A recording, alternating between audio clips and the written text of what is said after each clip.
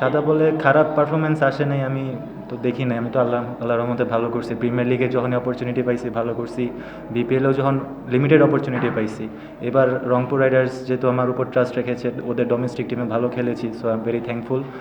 আর এমন না যে আমি খারাপ করে আসছি, আমি যখনই অপরচুনিটি পাইছি আমি ভালো খেলার চেষ্টা করেছি।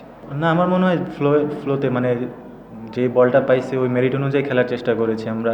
সো যখন যে বলটা মানে বল অনুযায়ী খেলার চেষ্টা করছি, মেরিট অনুযায়ী। তেমন স্পেসিফিক কিছু ছিল না যে এখন আমি মারবো, এখন তুমি মারবা, but according to the merit of the ball খেলার চেষ্টা করেছি। না, কোনো আক্ষেপ নাই। টিম জিতছে আলহামদুলিল্লাহ, ইনশাল্লাহ এরকম খেলার চেষ্টা করব। না, অবশ্যই খুব ভালো খেলেছে, সবাই দেখছে আলহামদুলিল্লাহ। চেষ্টা মানে দোয়া থাকবে যাতে আরও এরকম ইনিংস খেলে। না, অবশ্যই ও মানে same according to the merit অনুযায়ী খেলার চেষ্টা করে। আর ওর রেঞ্জ হিটিং খুবই ভালো, আমরা দেখে আসছি। 13,000+ T20 রানস, তো অনেক কিছু শেখার আছে। কথা বলার চেষ্টা করি আর এক্সপিরিয়েন্স গ্যাদার করার চেষ্টা করি। অবশ্যই প্ল্যান ছিল। আমি সালাউদ্দিন স্যারের সাথে কাজ করেছি অনেক দিন ধরে, তো স্যার অনেক ব্যাক করেছে, প্লাস টিম ম্যানেজমেন্ট আমাকে অনেক ব্যাক করেছে।